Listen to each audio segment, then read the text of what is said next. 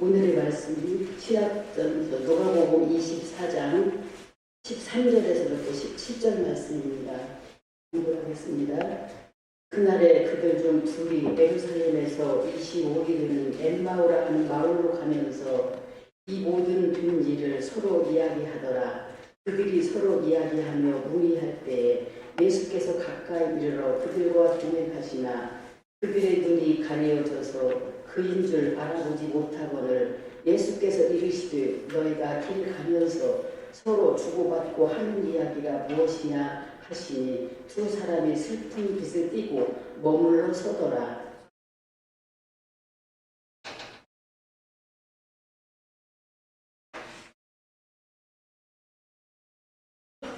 두 주 전에 이제 부활이라는 영화를 봤고요. 이제 지난주 부활주를 말했습니다. 부활이라는 영화를 볼 때도 이제 지금 부활하신 예수님을 쉽게 사람들이 못 만나는 것 같아요. 성경에 보면 예수님이 40일 동안에 세상에 계셨다고 하는데 성경 기록에 보면 예수님이 고난당하고 십자가에 달리시기 전까지는 늘 12명의 사도들과 함께 계셨습니다. 그러니까 늘 사람들이 따르고 사도들이 예수님 계신 거 보았고 그리고 예수님 가시는 곳마다 무리들이 따라오고 모이고 그러니까 예수님 하신 사역이 성경에 세 가지로 간략하게 기록한다. 말씀을 전파하며 천국 복음 설교하는 거, 그 다음에 제자들 모아놓고 다른 사람들이 그 말씀의 뜻이 무엇인지 가르치는, 교육하는 일을 하고, 그 다음에 모든 약한 것들을 고치시는, 병들을 고치고, 이제 이런 것들을 하시는 일이. 그래서 성경은 예수님이 복음을 전파하며 말씀을 가르치며 모든 약한 것들을 고치시더라 이렇게 이제 요약하고 있습니다. 그런데 부활하신 예수님이 한 40일 동안 계시다가 하나님이 올라가셨다고 그러는데 사도들로 계속 붙어 계신 게 아닙니다. 그럼 과연 예수님이 어디 계셨는가? 어떻게 보면 오늘 말씀이 일부지만은 어떤 그 예수님이 40일 동안 얼마나 바쁘게 사역하셨는가를 우리가 볼 수 있는데 이제 12사도에게만 붙어있는 게 아니라 여기저기 다니면서 낙심한 자 만나시고 의심 많은 사람 만나주시고 문제 있는 사람 만나시면서 해결해 주신 일들을 각지로 다니면서 하지 않았나라고 생각을 합니다. 자, 오늘 그 단편인데 시간적으로 이제 부활하신 당일입니다. 13절 봉독한 말씀은 첫머리 그날에 이렇게 되어 있습니다. 그날이 언제냐면 24장 1절부터 12절까지가 예수님이 안식일 전날 운명하시고 무덤에 안치되고 안식일이 지난 다음날 안식 후 첫날 그게 이제 부활 주일입니다. 주일날 새벽에 여자들이 예수님 시신에 향품 발라드리려고 갔다가 예수님 못 만나고 천사를 만나고 나오다가 예수님 만나고 그걸 사람들이 이제 제자들에게 전하고 제자들이 달려가다가 예수님 만나기도 하고 이러는 가운데에 이제 그날에 한 사건이 일어난 겁니다. 그날에 이제 그 중 둘이 그 중이라는 거는 12명의 사도에 포함되어지지 않지만 성경이 이제 12명 말고도 예수님 따르는 사람들을 제자들이라고 부르고 있습니다. 그러니까 제자 중에 두 사람입니다. 그 두 사람 가운데 한 사람은 이름이 나오죠. 오늘 17절까지만 봉독을 했는데 18절에 글루바라는 이름을 가지고 있는 사람이고 다른 한 사람 이름은 알려지지 않고 있습니다만은 자 예수님 따르는 사람 가운데 두 사람이 엠마오라는 곳으로 가고 있었습니다. 자, 그들이 가고 있는데 어떻게 보면 부활하신 당일이니까 부활하신 예수님을 만났다면 그들이 그 부활의 기쁨으로 인해서 어떻게 보면 걸음이 가볍고 어떻게 보면 신나서 가야 할 터인데 오늘 말씀 가운데 오늘 공독한 말씀까지만 보면 그렇지를 못합니다. 그들이 이제 예수님께서 그들 가운데 서시면서 무슨 이야기를 하고 있느냐 했더니 17절에 두 사람이 둘 중에 한 사람이 아니라 두 사람 똑같습니다. 두 사람의 슬픈 빛을 띠고 머물러 서더라 이렇게 되어 있습니다. 즉 이 두 사람은 슬픔 가운데 걸어가고 있었고 예수님이 영문도 모르고 물어보니까 그것도 슬픈 겁니다. 이 사람 아무것도 모르는구나. 그런 슬픈 표정으로 예수님 바라봤다. 이게 오늘의 말씀인데요. 결국 이 말씀 무엇을 뜻하느냐. 예수님이 부활하시기 때문에 부활하신 주님을 만나 우리의 여정이 사실은 힘이 있고 기쁨에 차 있고, 늘 말씀드립니다만은 천국은 먹는 것과 마시는 것이 아니요 오직 성령 안에 있는 뭐라고 했습니까? 의와 평강과 희락입니다. 희락이 뭐야? 기쁨이거든요. 즐거움이거든요. 그러니까 예수 믿는 사람이 천국 백성으로서 그게 있어야 되는데, 사실은 예수 믿는다고 하지만 이 두 제자처럼 우리의 걸음 가운데에 슬픈 일이 얼마나 많은지 모르고 탄식하는 일이 얼마나 많은지 모르고 걸어가면서 슬픈 빛으로 걸어가고 있는 우리의 모습이기에, 사실은 엠마오를 향해 가는 이 두 사람의 모습이 우리들의 모습입니다. 부활주일 당일에 있었던 사건이지만 지난주에 부활주일 지내고 어떤 말씀으로 하나의 말씀을 전할까 생각하던 중에 제일 먼저 이 말씀이 생각이 났습니다. 이 말씀은 아마 여러 차례 설교한 말씀입니다만은 이번 한 주간도 이 말씀을 묵상하는 가운데에 우리의 모습, 그리고 우리가 어떻게 위로를 받을 수 있는가 하는 면에서 말씀을 생각해 보았는데요. 세 단계로 설명하려고 합니다. 첫째는 우리의 인생길이 두 사람처럼 슬픔의 여정이라는 겁니다. 어떻게 보면은 보이는 현실 때문에 슬퍼하는 겁니다. 지금 이 두 사람의 그 현실은 어떻게 보면 슬퍼할 수밖에 없는 겁니다.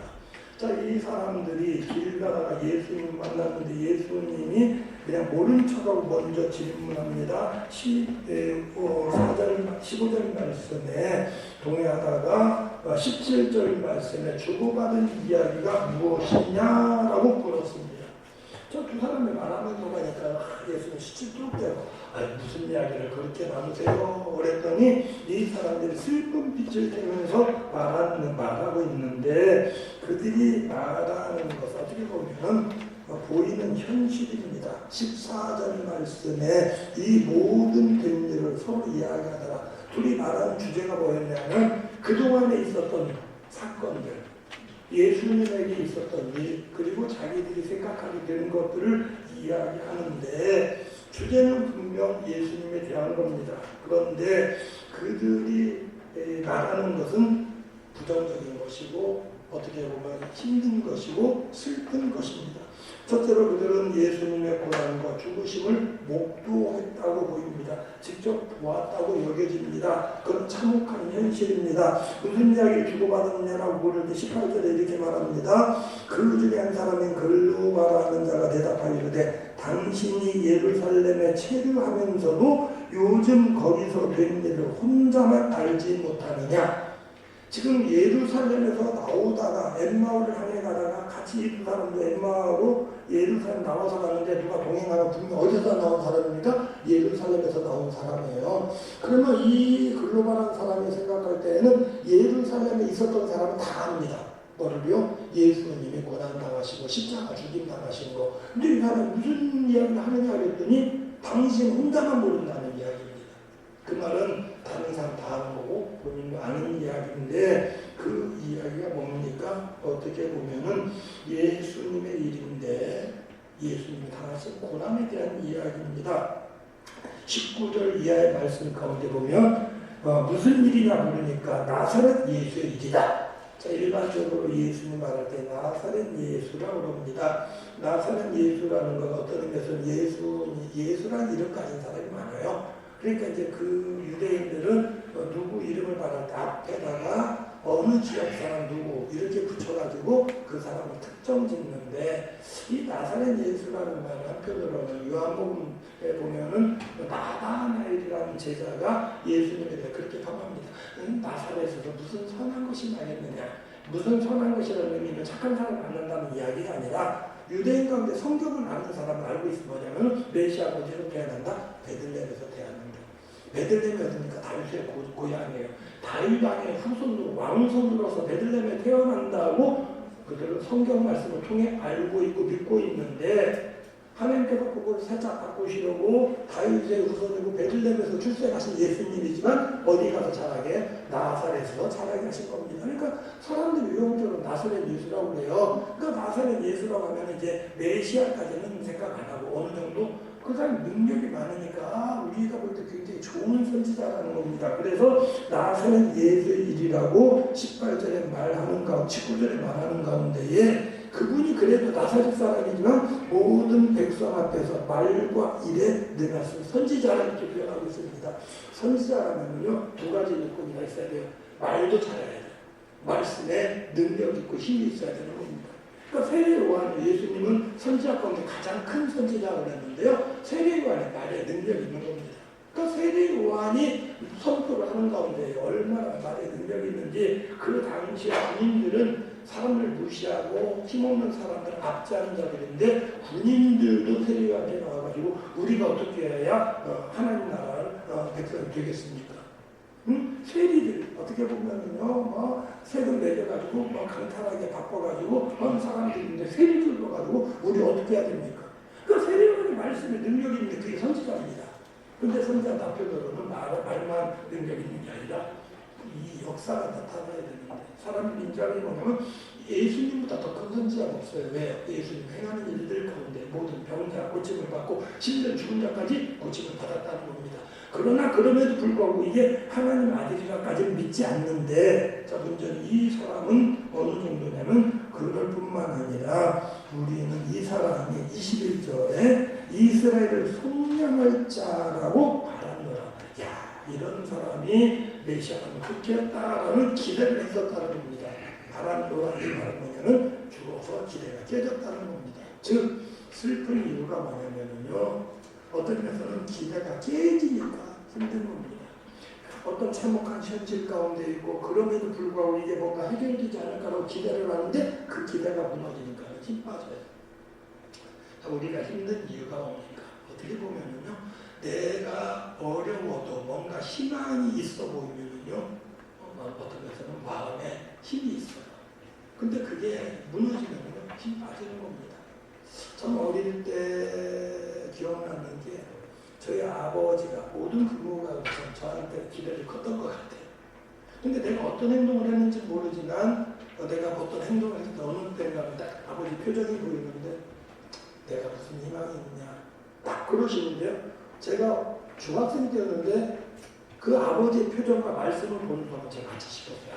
내가 이렇게 하니까 우리 아버지가 실망하는구나. 그리고 말씀 가운데 비춰지는 게 나는 희망이 없다라고 말씀하시는 것 같아요. 우리가 힘든 이유가 뭐냐면 희망이 없어지는 겁니다. 나는 더 이상 희망이 없다. 그래서 우리가 소설 가운데 많이 느끼는 게 뭐니까 마지막에 있어요. 어떻게 보면은 내가 육체적으로 힘이 없지만 낙이 떨어지는 가운데 낙엽 하나가 붙어있는 걸 보면서 이게 내 목숨 못 갔구나. 다 하나씩 떨어지니까 저 낙엽이 다치는데 나도 죽는구나라고 생각을 하는데 잎새 하나가 있으니까 이제 저거 떨어지면 나도 죽는 거지 하는데 끝까지 버티는 겁니다. 저 우리가 하는 대로 이거 뭐예요? 벽에다 그려가지고 이상 희망을 주는데 안 떨어지고 그냥 희망을 얻는다는 겁니다. 예수님을 향해서 기대를 했습니다. 그런데 예수님이 십자군환을 당하면서 낙심하고 그분이 돌아가신 가운데 이제 우리 희망이 없다고 생각하니까 정말 낙담을 해서 어떻게 예루살렘에 살았고 어떻게 엠마오로 가는지 모르지만 이 두 사람은 낙심하는 가운데 슬픈 빛을 띠고 엠마오를 향해 가고 있는 겁니다. 이들에게도 길은 있었습니다.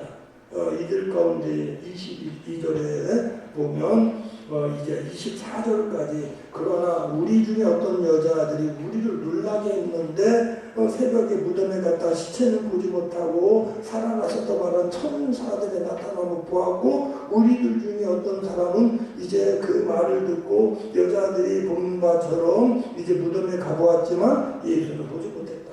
자, 이 말은 뭐냐면 소문을 들었습니다. 소문을 들었는데요 직접 보지 못했어요.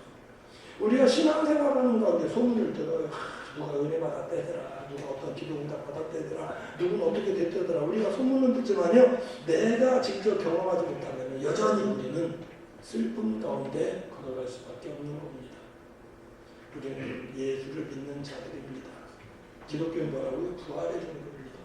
부활의 종교니까 부활하신 주님을 만난다면 우리는 걸음이 힘찬 수밖에 없고 낙담하지 않고 걸어갈 수 있는데 우리의 대화는 정말 주님을 사랑했던 자에게 예수님에 대한 이야기를 하고 있지만 어떤 예수님이에요? 죽은 예수만 이야기하고 있는 겁니다. 예수님 참 능력이 많으셨는데 예수님 돌아가셨어. 성경 말씀에 뭐 좋은 말씀은 많이 있는데 그게 내 삶하고는 아무런 상관이 없어. 그렇기 때문에 우리는 이 두 사람처럼 어떤 사람들은 예수님 사랑하셨다고 그러는데 그거 소문뿐이고 나는 보지 못했어. 그래서 난 엠마오로 간 거야. 슬픈 가운데 갈 수밖에 없다는 것입니다. 이 말씀이 우리에게 위로가 되는 것은 두 번째 단계 우리가 깨닫는 겁니다. 자, 이들이 본 현실은 참혹한 것이지만 이들이 보지 못한 게 있습니다. 뭡니까? 예수님이 동행한다는 사실입니다. 예수님 동행하는 게 현실인데 이들의 눈이 가리워져서 예수님을 보지 못하고 그냥 막연하게 그냥 나그네 한 명이 같이 가는 길로 알고 있었습니다. 이 말씀은요 여전히 우리의 삶을 보여줍니다. 주님이 내 삶 가운데 늘 동행하시지만 우리의 눈이 가리워져서 동행하시는 주님을 보지 못하고 주님이 나와 함께 하시면 깨닫지 못한다는 그런 말씀입니다. 자, 그러나 분명한 것은 주님이 동행하실 때문에 뭔가 다른 게 있습니다. 뭡니까? 첫째는 말씀을 들어주신다는 겁니다. 사람이요, 이 어려운 일이 있을 때 이걸 말을 해야 풀린다는 겁니다. 그러니까 기자들이나 이게 무슨 프로그램을 진행하는 사회자들 보면은요, 사람이 말하도록 잘 이끌어내요. 그러니까 어떤 프로에서 사회자가 잘 보는데 혼자서 막 이야기해서 자기가 재밌는 이야기하고 상대방은 그냥 단순하게 대답만 하는 사람은 잘못하는 거예요. 잘하는 사람 자기는 몇 마디 안 하는데 막 줄줄이 이야기하게 만들어주는 겁니다. 그러니까 줄줄이 만들어 이야기하다가 만들어주면 그냥 편하게 주는 거거든요. 그러니까 MC값도 유명한 사람은 보면 가만히 보면 별거 아닌 것 같아요. 근데 자기 몇 마디 안 합니다. 상대방이 얼마나 말을 많이 하는지 몰라요. 근데 다들 나중에 하는 이야기 보면 그 사람 잘한다. 왜? 그냥 말을 나오게 해준다는 거예요. 그러니까 되게 사회 보는 사람들 보면 긴장하는 것 같으면 일부러 막 어두한 소리 해가지고 긴장 풀어주려고 해. 그 사람이 자연스럽게 말하도록 해주는 거거든요. 자, 예수님 먼저 하신 일이 뭐냐면요. 말하게 하는 거예요. 뭐를 쳐다보고 아니 무슨 이야기를 하고 있습니까? 나 무슨 이야기인지 모르겠는데. 그러니까 이 사람들이 계속적으로 자기들이 겪은 일을 이야기를 하는데 뭘 이야기? 슬픈 걸 이야기하는 겁니다. 우리 주님이 원하시는 것은 주님 앞에 나와 내 사정을 알기를 원하시는 겁니다. 주님, 내가 이것 때문에 힘들어요. 나 이것 때문에 힘들어 죽겠어요. 왜 이렇게 답답한지 모르겠어요. 내가 집안에 어려운 일이 있는데 나 알아주는 사람도 없고 내가 열심히 노력하지만 해결되지도 않고 주님 왜 이렇게 힘든지 모르겠습니다. 그것마저 주님 앞에 이야기를 원하시는 겁니다. 그런 가운데에 세상은 내가 이것저것 이야기하면 뭐 답답해하고 짜증나고 안 들어줄 줄 몰라요. 그러나 우리 주님은 끝까지 들어주시는 주님입니다. 주님이요 굉장히 바쁘신 분이에요. 부활하시고 얼마나 할 일이 많아요. 만날 사람 얼마나 많아요. 근데 예수님 지금 다 알고 있는 이야기예요. 알고 있는 이야기인데 예수님이 바로 그냥 야 나야 이러지 아니하고 예수님이 다 이야기하게 한 겁니다. 다 들어주시는 겁니다. 그들이 뭐 이런 일이 있었고 저런 일이 있었고 내가 이렇고 그분이 능력이 어땠고 우리가 이렇게 말했다라고 이야기하는 건데 다 들어주시는 겁니다. 그런 가운데 예수님이 다 들으시고 위로자가 되어주십니다. 어떻게 위로자가 되어주십니까? 말씀으로 위로자가 되어주십니다. 25절에 보면 미련하고 선지자들이 말한 모든 것을 마음에 더디 믿는 자들이여 그리스도가 이런 고난을 받고 자기의 영광에 들어가야 할 것이 아니냐 말씀하고 있습니다. 즉 예수님의 위로는요 메시아이신 예수님도 고난을 당하셨다는 거고 고난을 받으심으로 영광이 들어가신다는 그런 말씀입니다. 바꿔 말하면 우리가 위로받는 거는요 무조건 문제 해결의 위로가 아니라 내가 당하는 고난은 나만 당하는 게 아니에요. 다른 사람도 당하고 있고 심지어는 예수님도 그 고난을 당하셨다는 거고요. 그 고난 이후에 영광이 있다는 겁니다. 사람의 아무런 고생 없이 뭔가를 한 번 얻는다는 건 축복이 아닙니다. 그거는 잘못하면 그냥 하루아침에 빨리 나갑니다. 재산이 됐든 우리 육체의 어떤 유익이 됐든 그러나 내가 많은 노력을 하고 고생을 하는 가운데 얻어진 것들은 쉽사리 없어지지 않습니다. 하나님께서 우리에게 주시는 은혜가 뭐냐면 내가 당하는 고난, 내가 하는 수고를 통해서 나로 하여금 얻게 하시는 겁니다. 내 고난은 즉 주님의 영광을 얻도록 하기 위한 것입니다. 그래서 예수님이 그리스도가 받을 고난 그리고 그 위에 영광이 있다는 걸 말씀하시는 가운데에 이걸 이해를 못하니까 27절에 뭐라고 말합니까? 모든 선지자의 글로 시작하여 모세와 선지자의 글로 시작하여 모든 성경에 쓴 바 자기에 관한 것을 자세히 설명하십니다. 자, 구약시대에 성경을 말할 때 모세와 선지자들 이렇게 말합니다. 모세는 뭘 말할까? 모세오경이고요. 율법이라는 거고요. 나머지 우리가 지금 말하는 사무엘상하, 열왕기상하, 역대상하 이런 것들은 선지자의 글에 해당되어 있습니다. 즉 성경을 통해서 이 메시아에 대해 설명하고 있는 겁니다. 성경의 모든 것이 예수에 대한 건데 예수님이 천의 몸에서 탄생하실 거, 성령으로 잉태하실 거, 그 다음에 고난당하실 거, 십자가 죽음 당하실 거, 요거를 다 성경에 기록 미리 말씀하고 있고요. 그것이 이루어졌다는 것을 말씀하는 가운데에 제자들로 하여금 선지자가 이렇게 고난당하는 게 당연하고 하나님 그렇게 하셨구나라는 것을 깨닫게 하셨다는 겁니다. 주님께서 원하시는 것은 우리가 성경 말씀을 듣는 가운데 말씀을 깨닫는 가운데 위로받기를 원하십니다. 자, 그 모든 말씀을 하신 다음에 이 사람들이 그러는 동안에 사실은요 고난의 길이었지만 힘든 줄 모르고 온 겁니다. 어디까지? 엠마오까지. 자, 처음에 엠마오, 예루살렘에서 엠마오까지 거리가 얼마라고 그랬습니까? 기억나십니까? 25리. 25리면 보통 우리가 우리말로 10리 몇 킬로라고 그럽니까? 4킬로. 20리면 8킬로. 그럼 25리면 10킬로 정도 되는 거예요. 10킬로 정도 되는 거리를 걸어가는 가운데 사실은 처음에는 슬픔 가운데 걸어갔지만 주님과 대화하다 보니까 힘든지 모르고 걸어가는 겁니다. 우리의 인생길에 힘든 일도 많고 어려운 일도 많고 이 길이 굉장히 먼 길이에요.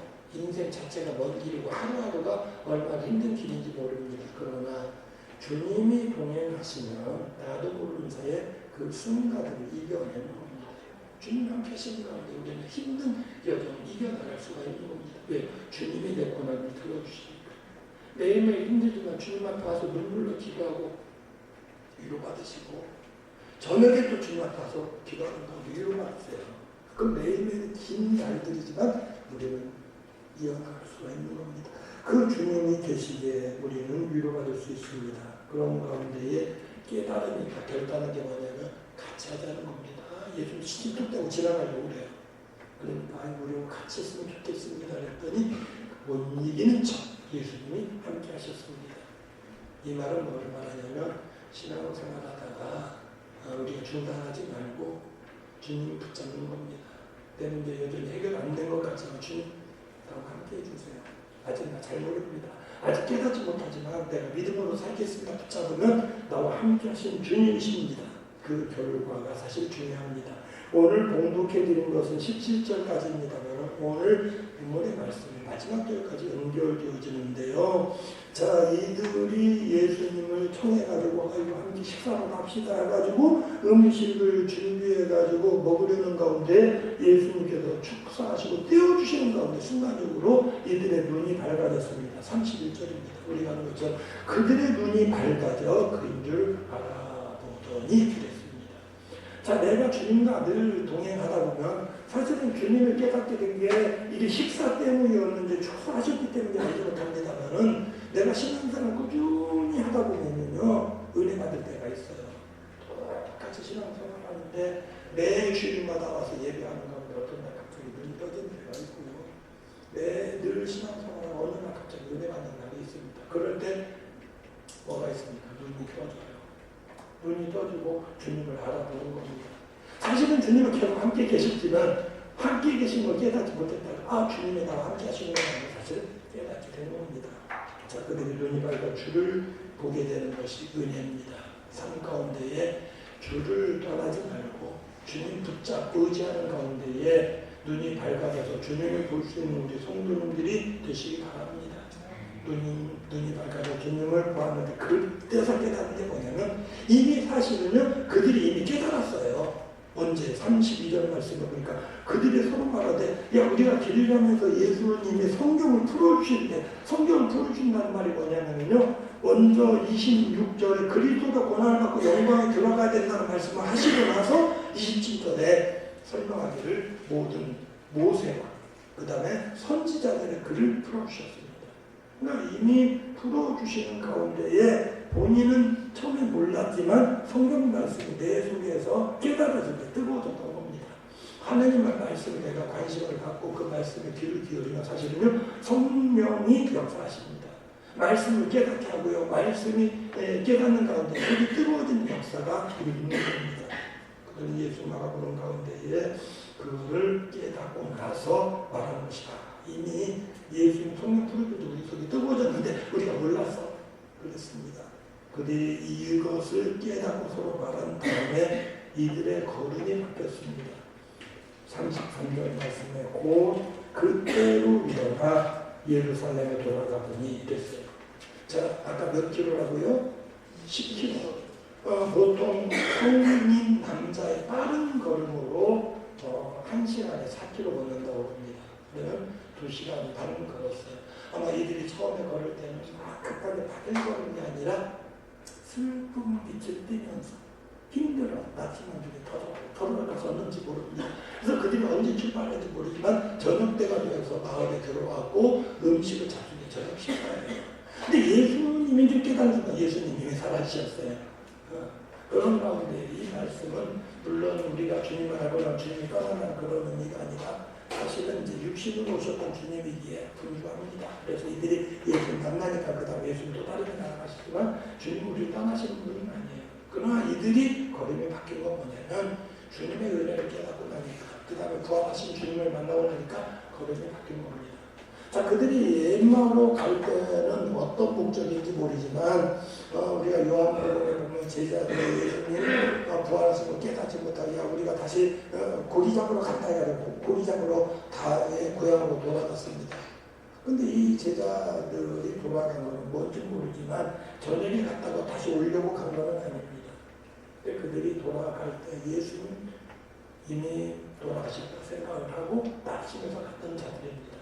그러나 예수님 부활했다는 사실을 깨닫게 되니까 이제 33절 말씀에 곧 그때로 일어나.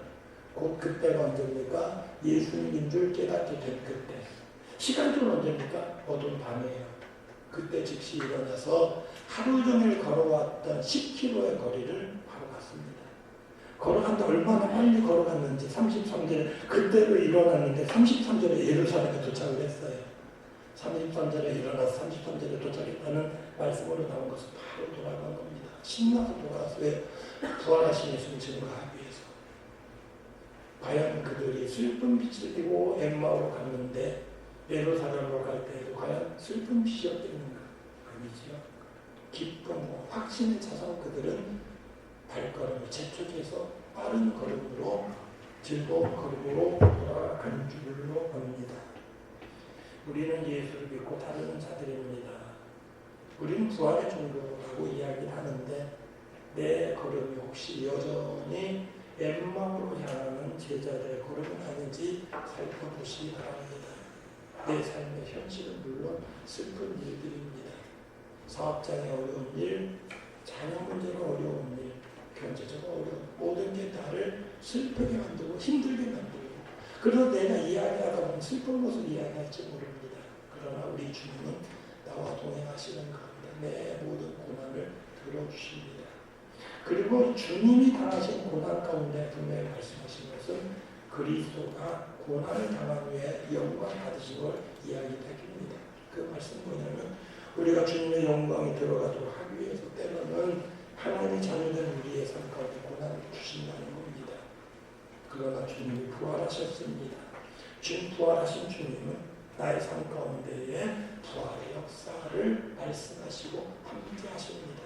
주님을 만나시는 가운데 부활하신 주님이 나와 함께 한다 하시를 눈이 띄어져서 바라보는 가운데에 힘을 얻으시기 바랍니다. 낙심된 걸음을 여전히 걸어가는 자가 아니라 부활하신 주님을 증거하기 위해서 힘찬 발걸음으로 세상을 향해 나갈 수 있는 우리 성도님들의 걸음이 되시기를 주님의 이름으로 부탁을 드립니다. 부활하신 주님이 우리와 함께 하시니 감사함을 드립니다. 여전히 주님이 부활하셨지만 확신이 없어서 무거운 걸음으로 슬픈 기적으로 걸어가지 아니하도록 우리와 동행하시는 가운데 깨닫게 하시고 주님을 보게 하시고 그 주님을 증거하는 힘찬 걸음이 되게 하여 주시옵소서. 예수님의 이름으로 기도드리옵나이다.